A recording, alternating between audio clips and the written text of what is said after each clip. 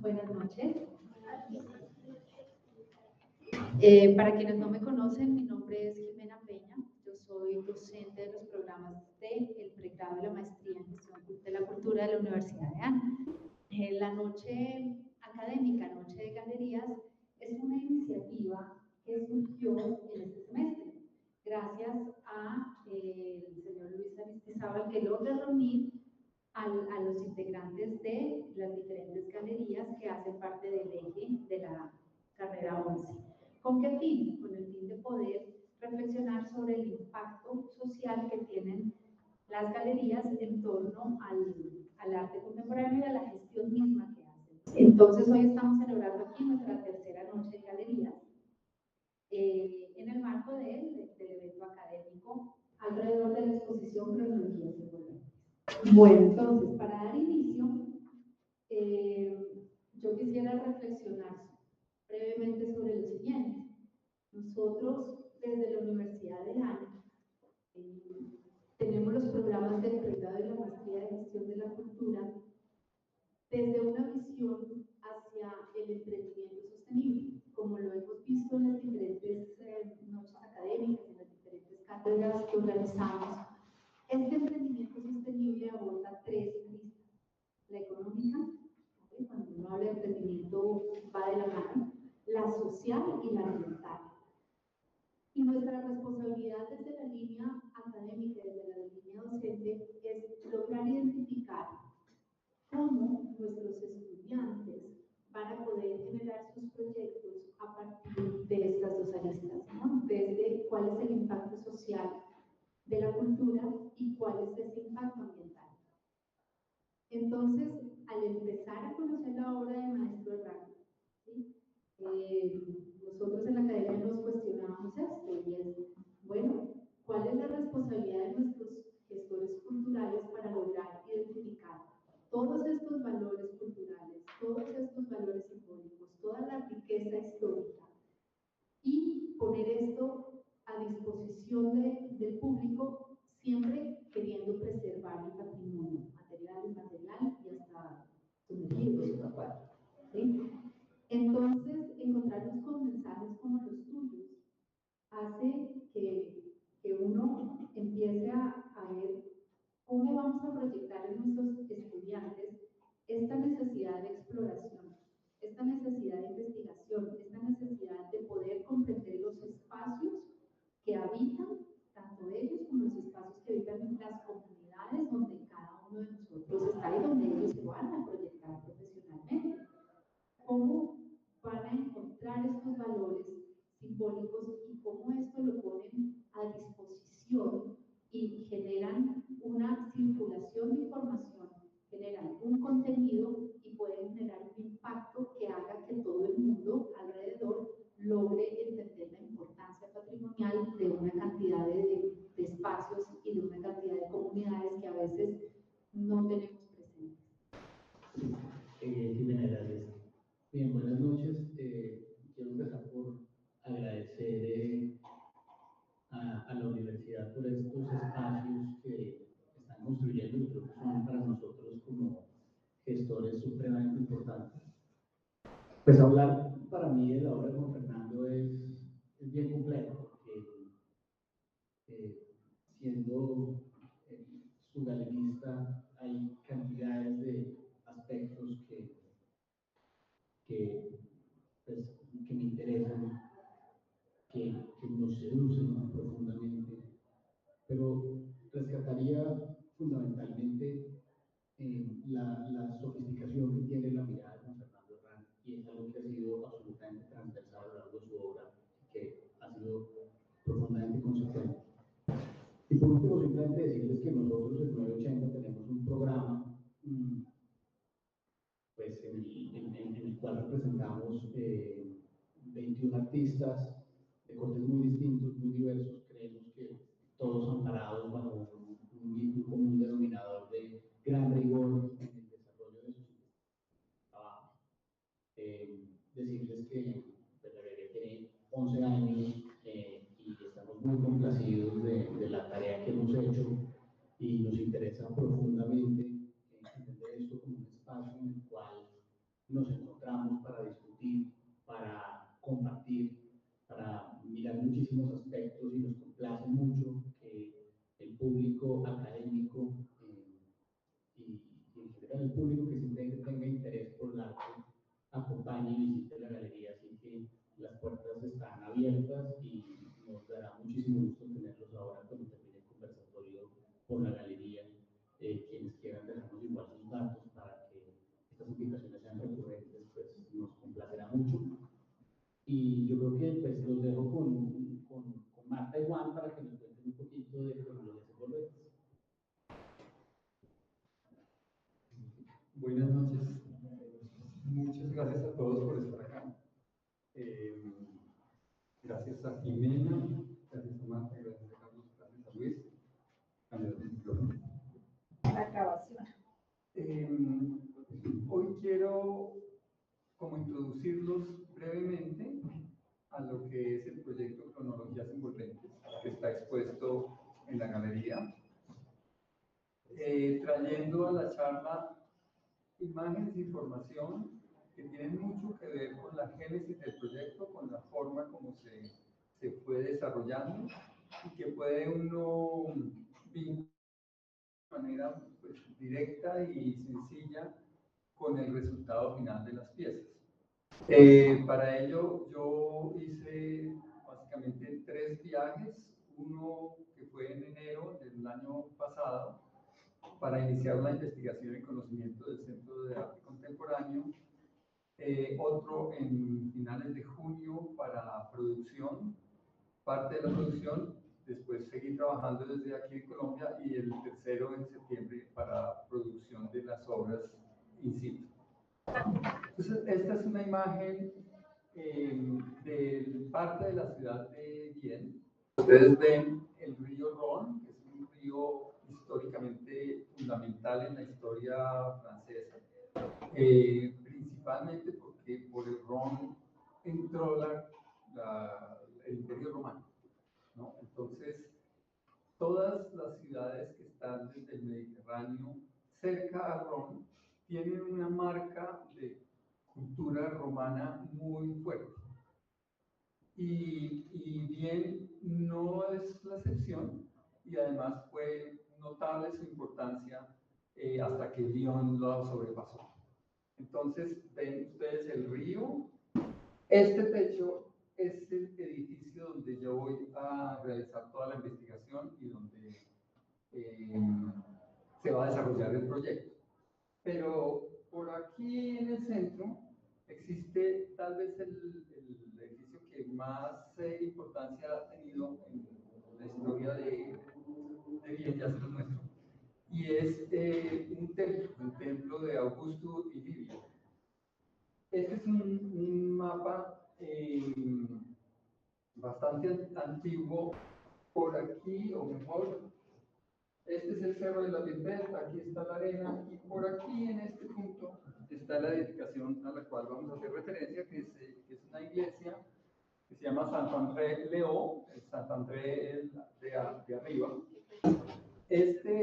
Son imágenes históricas del templo que en el fondo le da la mayor identidad a la ciudad de Vienne, que es el templo romano. Y lo interesante de estas imágenes es que muestran un templo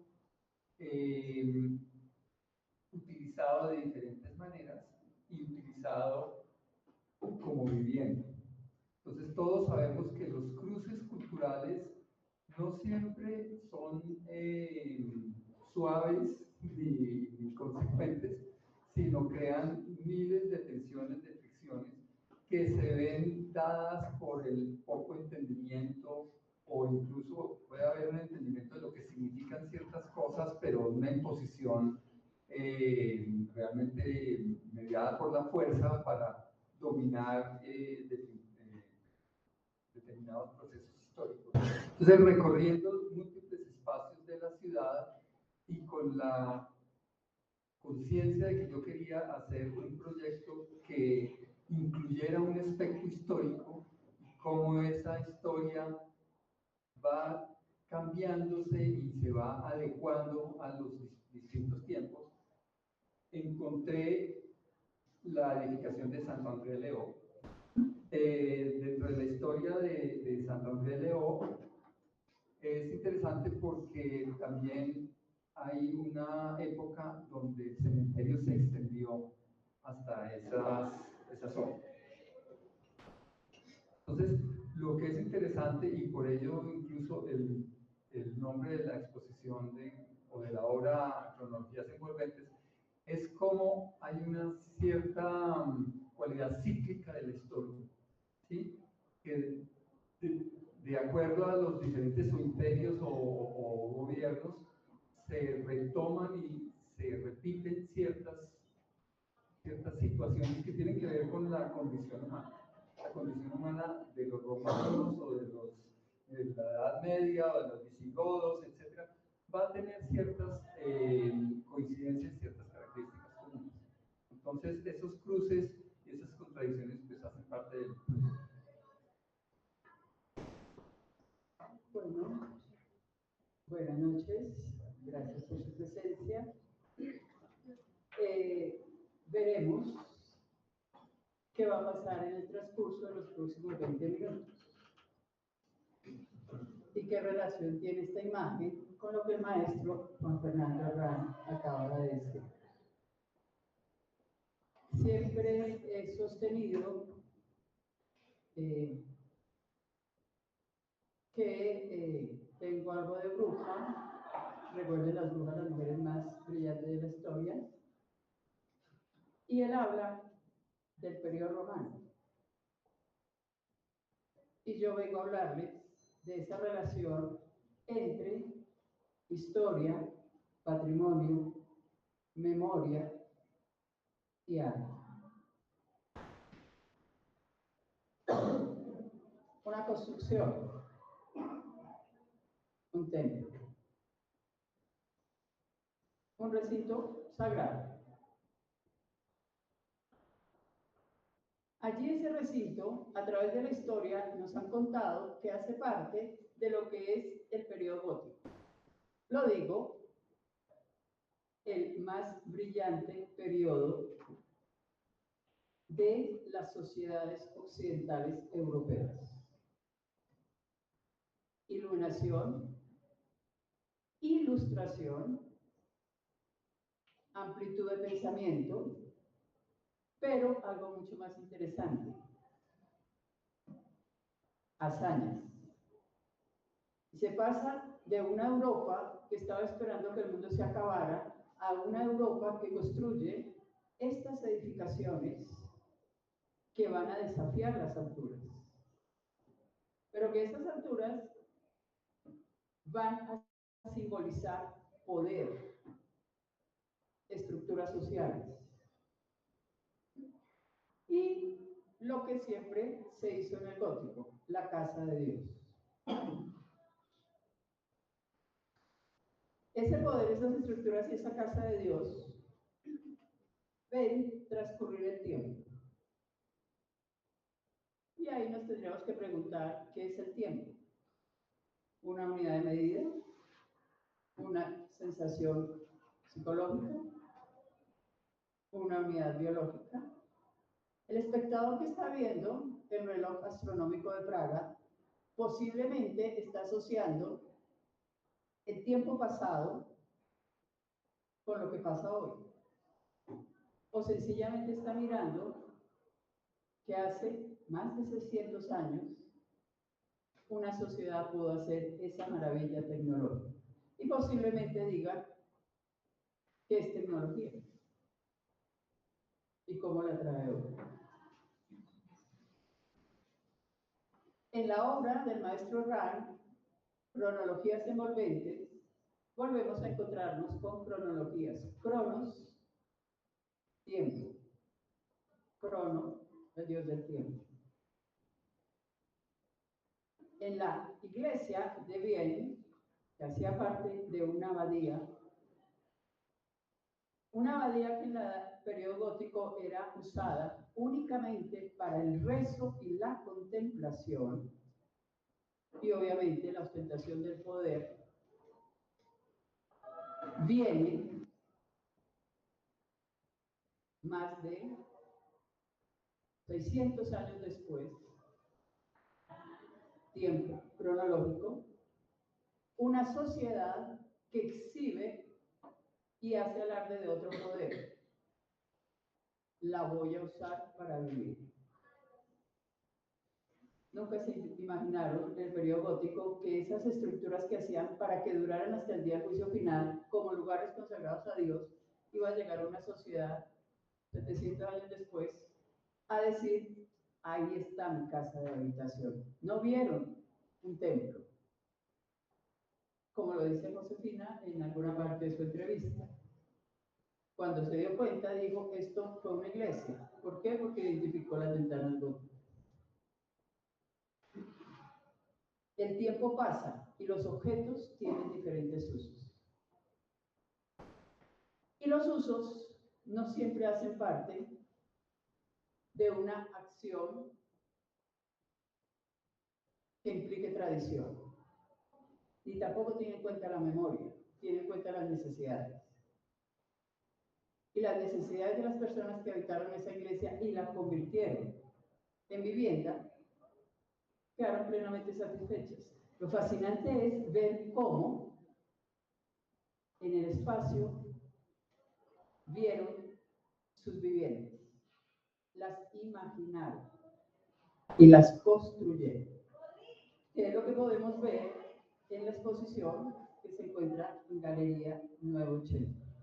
Bueno, lo primero que vale la pena mencionar es que desde la semana pasada que conozco a Marta, no de manera muy profunda, pero sí hemos, digamos, tenido dos conversaciones en las cuales yo me he dado cuenta su avidez por el conocimiento, su capacidad de investigación y lo que a veces falta mucho en el espacio del arte, y es una rigurosidad ante el manejo de esas fuentes y la construcción de conocimiento. Entonces, para mí ha sido realmente muy placentero saber que desde el primer momento tú ya tenías una cantidad de información de mi obra que mucha gente no tiene. Y eso lo quiero agradecer. Y eso nos pone en una perspectiva que yo creo que es muy fructífera, porque la discusión no parte de generalidades, sino ya de una ubicación de determinadas temáticas, de determinadas inquietudes, que no son ajenas a la historia y tampoco son ajenas a mí. Entonces, esta relación que tú haces entre la memoria como un concepto que tiene que ver con lo subjetivo y cómo la construcción patrimonial y la historia es la combinación de todos estos elementos subjetivos y la capacidad de interpretación, es muy importante. Entonces, cuando yo hago determinados proyectos, yo asumo que el arte tiene un papel patrimonial, porque uno está formulando ideas que tienen que ver con la historia, con el patrimonio, con la ideología. Y cuando muestro, por ejemplo, la imagen de espina dorsal, me encanta pensar que evidentemente ese es un monumento contemporáneo a un esfuerzo social que tiene un valor, que tiene una importancia en nuestro medio y, como bien lo decías tú, en el mundo, porque esas problemáticas, esas necesidades espaciales no son únicas de nuestra sociedad. Entonces, esos cruces me parece que serán muy interesantes. Hola, buenas noches. Mi nombre es María Alejandra. Soy estudiante de Historia de la Universidad Javeriana. Y pues el día de hoy me pareció muy interesante y me gustaría saber más sobre el trabajo de archivística, como el trabajo de interdisciplinaridad que hiciste en tu proyecto, porque pues en la presentación que hiciste veo que pues tuviste que trabajar no solamente con artistas, pues yo digamos mucho de mi carrera ahí, y pues digamos como le decía a la profesora también, pues me pareció excelente pues esta interdisciplinaridad que se está dando entre la historia, el arte, la antropología y diferentes ramas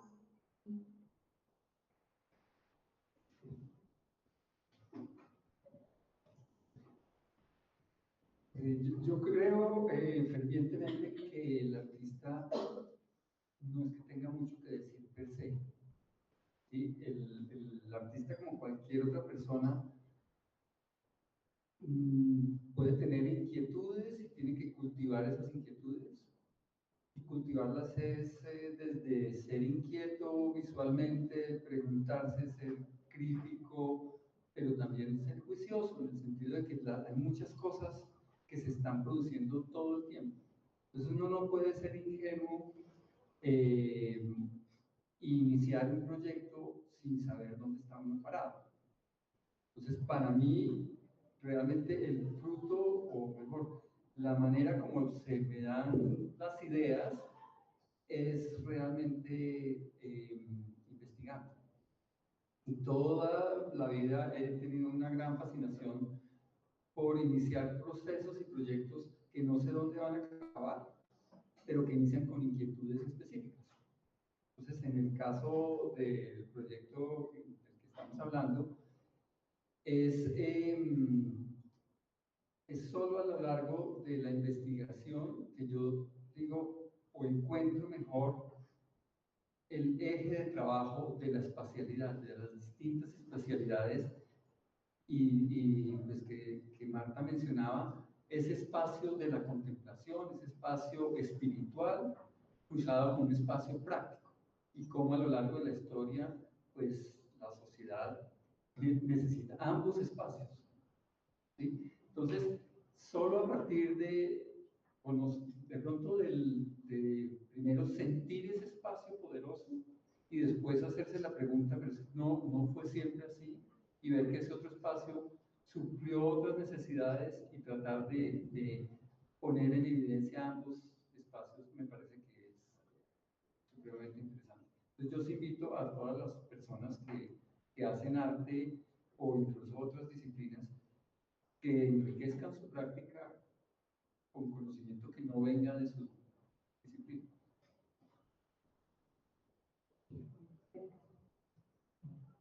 ¿Quién más?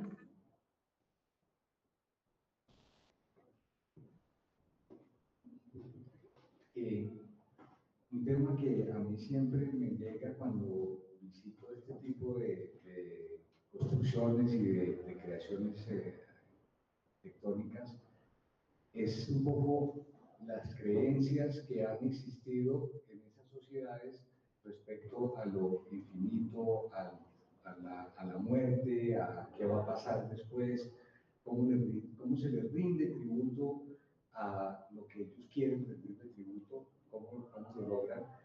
Y digamos que hay una cosa muy interesante, creo yo, en hacer una contraposición con el mundo hoy, en relación a los monumentos que podemos crear y a lo que los humanos producimos como actos, como hechos, como arquitectura, en relación a eso que creemos y a lo que nosotros somos. No sé si eso te toca algunas fibras que hayas sentido allá cuando estabas viendo estos monumentos.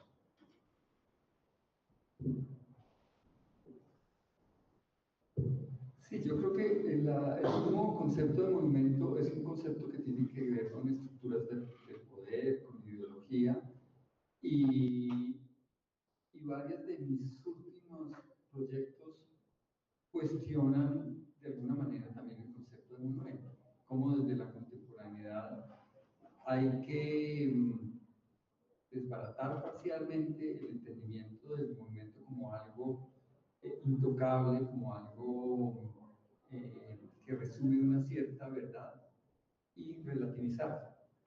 Entonces, para mí el proyecto de Pina Dorsal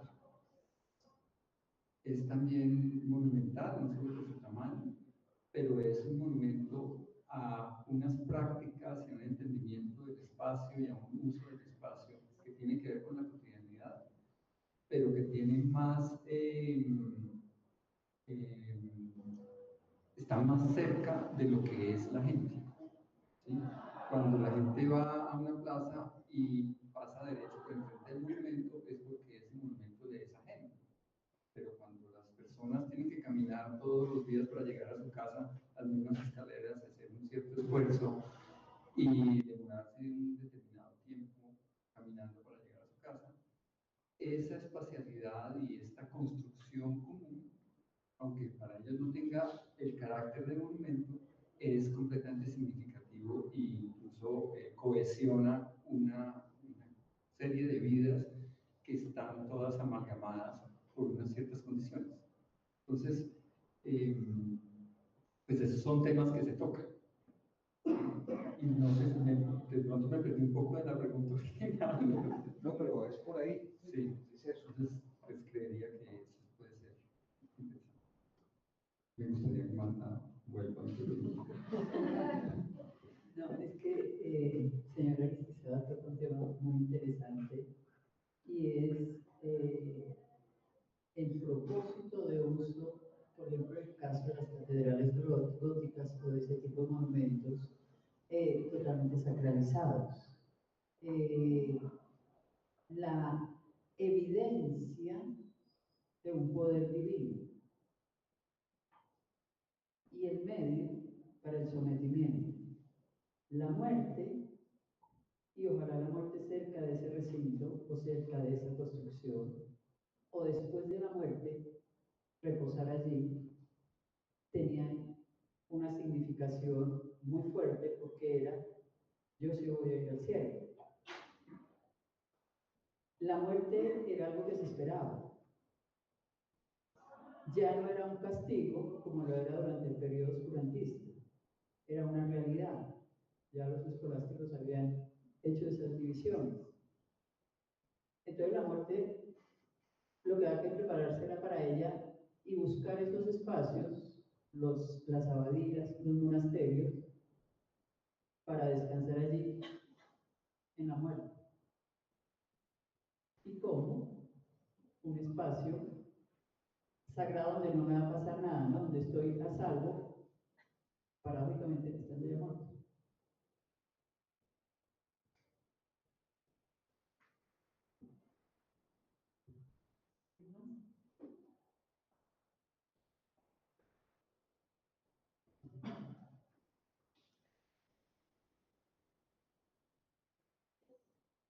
Buenas noches. Me gustaría saber, bueno, yo soy Tatiana, soy estudiante del pregrado de Gestión Cultural. Pues en la materia de apreciación del arte hemos estado haciendo un juicioso seguimiento a las noches de galerías. Y bueno, en esta oportunidad me gustaría saber, al momento de construir la obra, ¿quisiste plasmar tu sensación frente pues, a estos lugares o querías generar una nueva sensación en el espectador?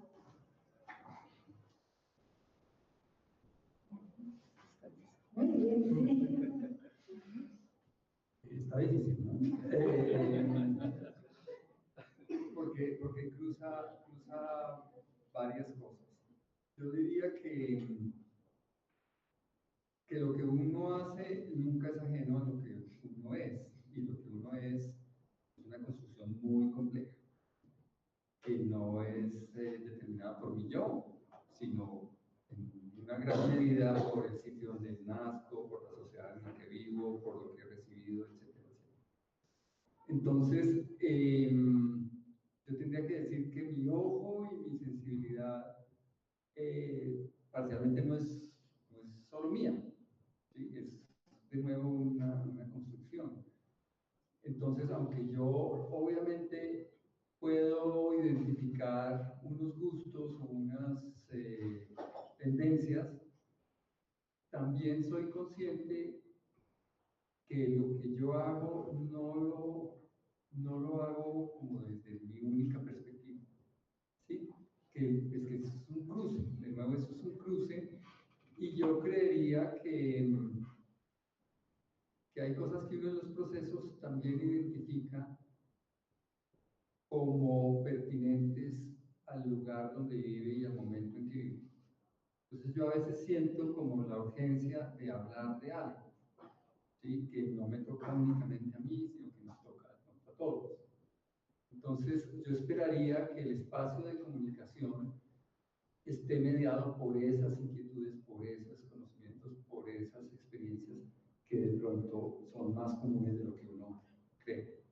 Entonces, evidentemente, creería que hay una lengua franca, en todo caso, que aunque no es tan clara a veces, sí está operando constantemente. Más o menos.